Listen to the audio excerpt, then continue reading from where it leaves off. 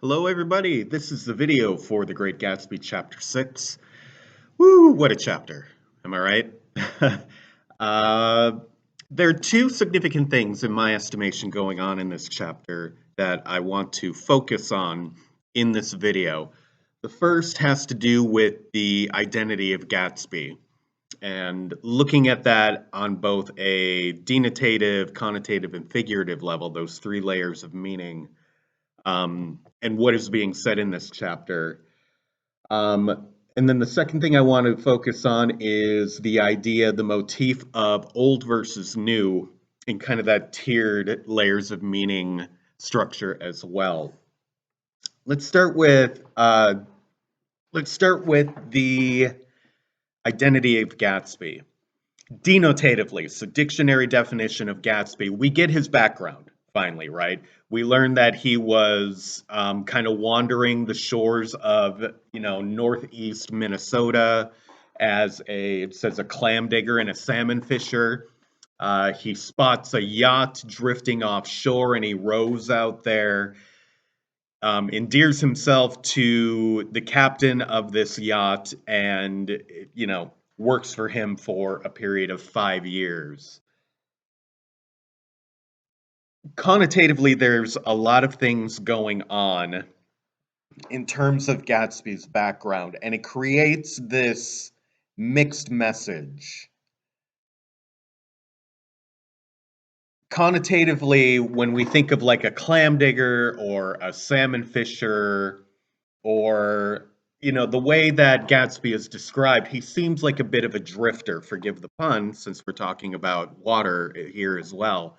Seems like a drifter, right? It doesn't actually say that he is homeless or that he has no direction in life, but that is what is implied in that, he all he needed was some sort of spark in order to set him off on this journey of what would eventually become Jay Gatsby, the character of West Egg, right?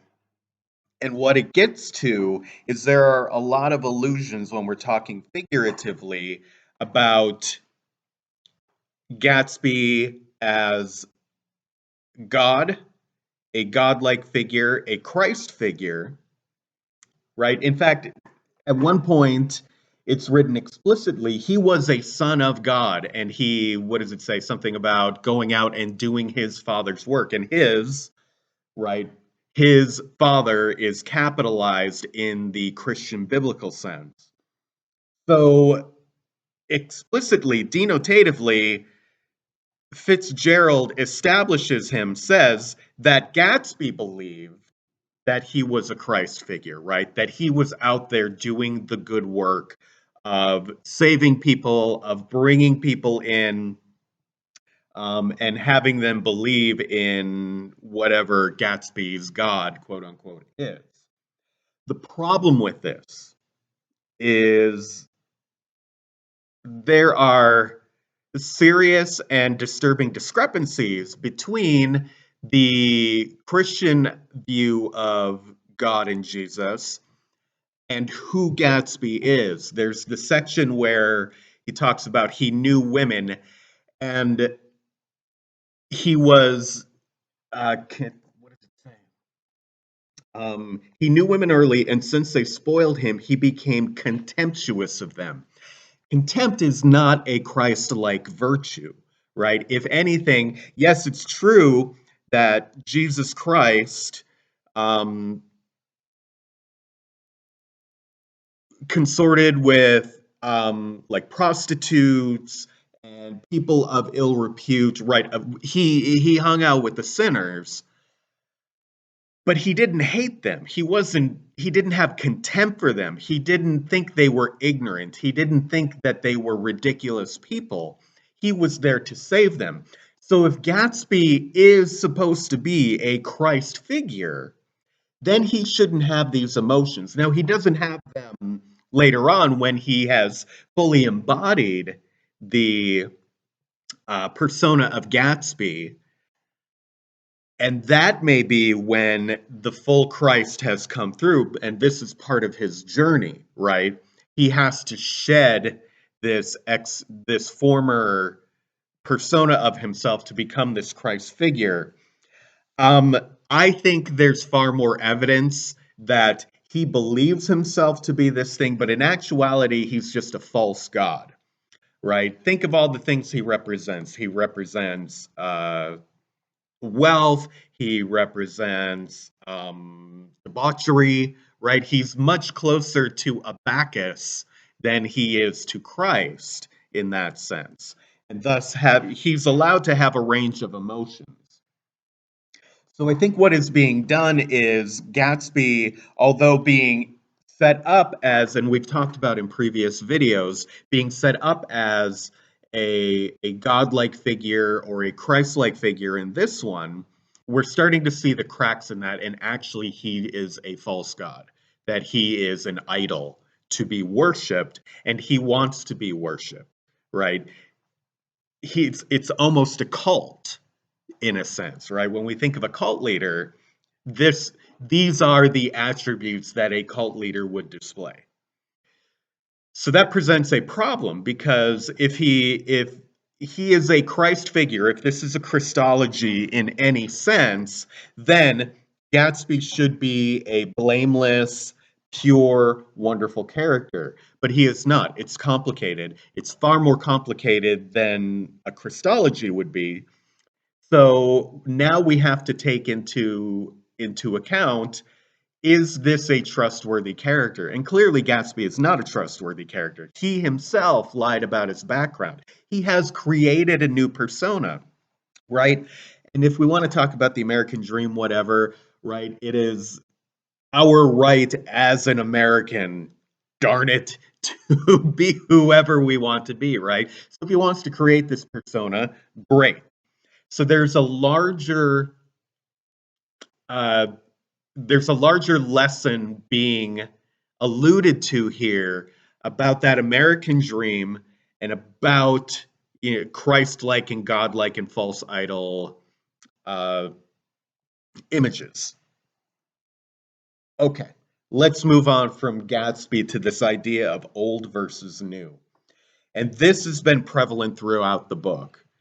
East Egg versus West Egg, uh, new money versus old money, new ways of doing things versus traditional ways of doing things. And that comes out here as well, right? The old way of doing things is rooted in the reality of the social and economic standing of this area of the country at this time, right? You come from established money, you do things a certain way.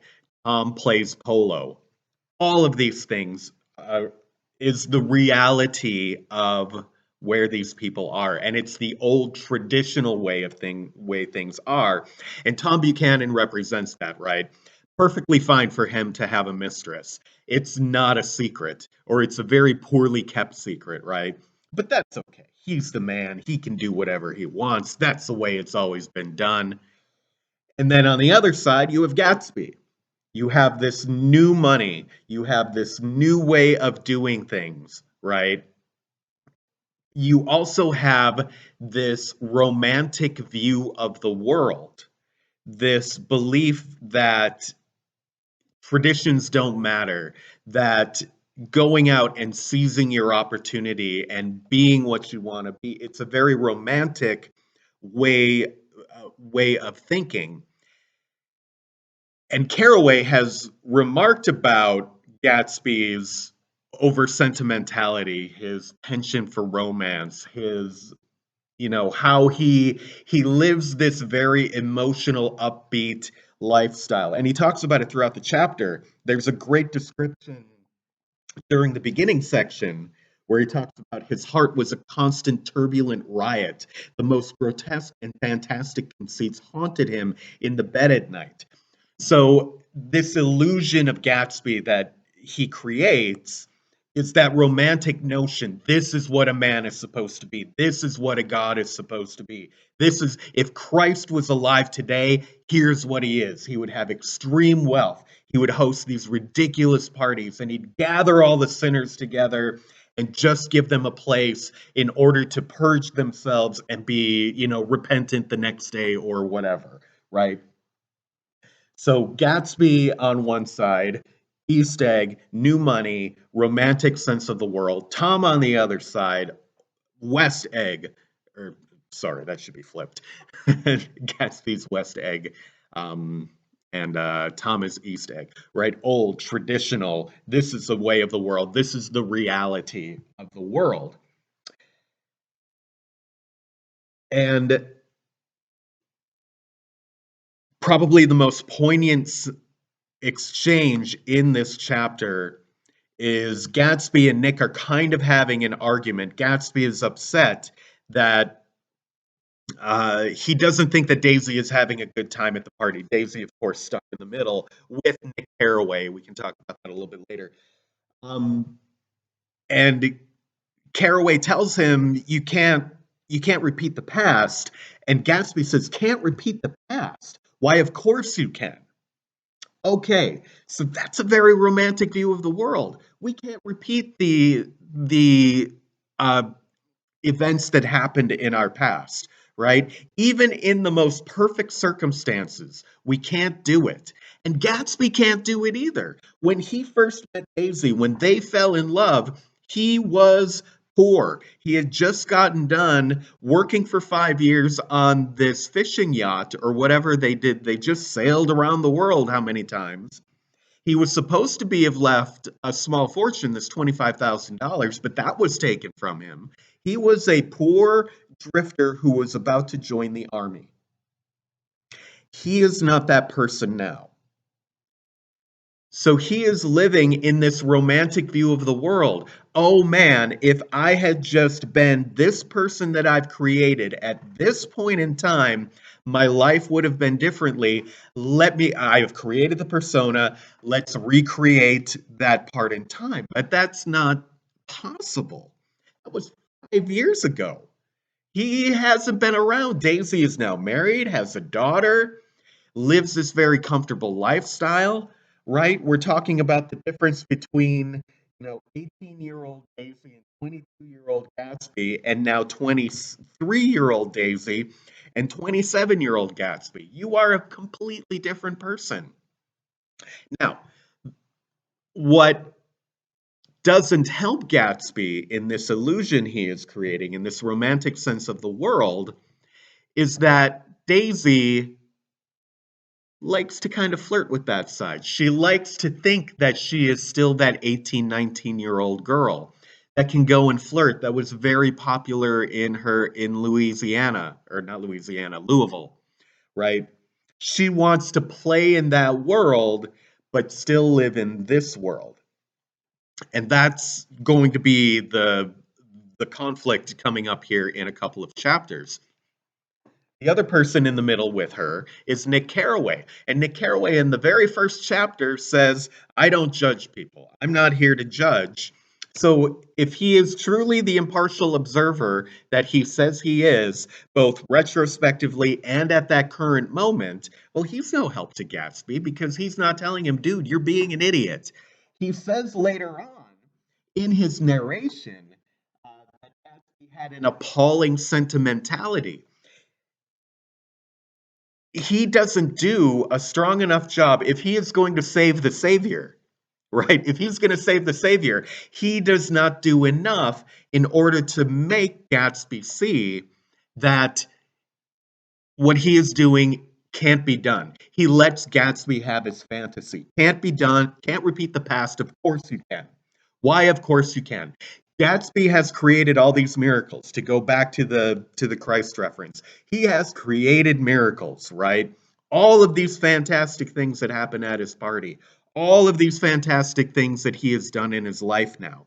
He is a miracle worker in a connotative, figurative sense, right?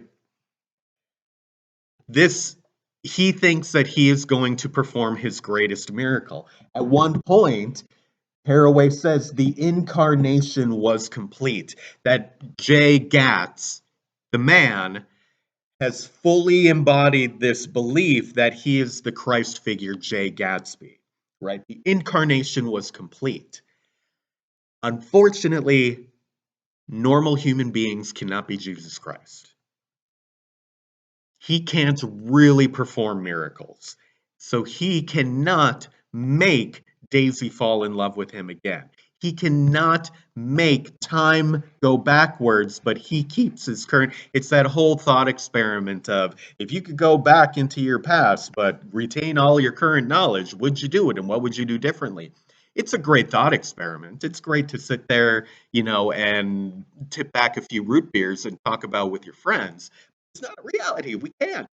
Gatsby can't either. And that is the central problem with him. It's also what makes him a deeply attractive character, right? We want what he wants. We love the romance. We love the sentimentality. We love the ambition. We love the desire to go out and be able to relive the past, right? Who amongst us hasn't thought about going back in time and doing something differently? We have all thought about it.